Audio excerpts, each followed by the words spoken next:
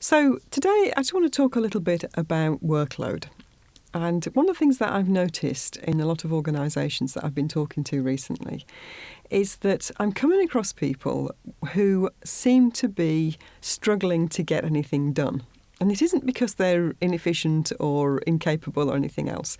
It's because the organisation has kind of trimmed down the team that they work in, trimmed down the function, maybe outsource certain things. And they've come to a point where they're actually struggling to do anything because the amount of workload is just too great for the individuals concerned. Now, I don't think we should kind of point the finger and blame anybody in particular for this. I can see how it's been happening.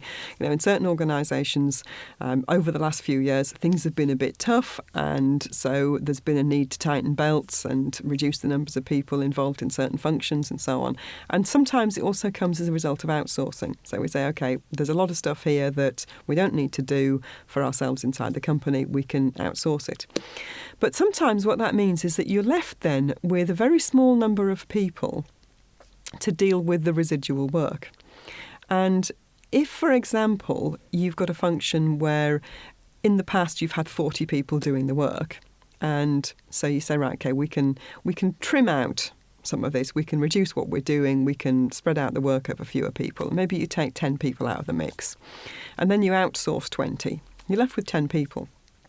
And those 10 people might be capable of doing the work that's left, but there's probably other stuff that sits on top of that. So, for example, when you had 40 people, it may well be that every one of those 40 people took 10 phone calls a week from elsewhere in the organisation. So with 30 of them gone, then what that means is that every one of the remaining 10 people now has to take 40 phone calls a week from people elsewhere in the organisation. Now, it doesn't take a great genius to realise that that's going to be very time-consuming. And so I think what happens then in some of those situations is that although people are willing to do the work and they want to do a good job, they may find that they just don't have enough time left over to do the work that they're intended to do. And that's when I think people start working longer hours, or they start doing more work at home. They're trying to cram more in during their commute and so on. And it can become quite demoralising.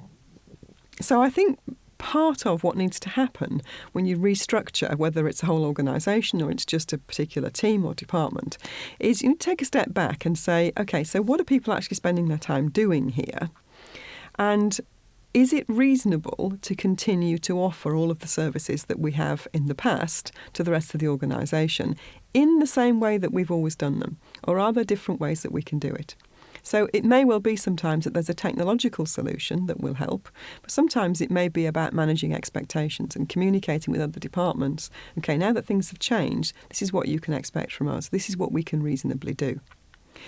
Just by taking time out to do that, to take stock and say, can we actually deliver what we want to deliver, can also raise motivation and morale. It gives people a sense of being in control again, of having the opportunity to make a difference to what they're being expected to do.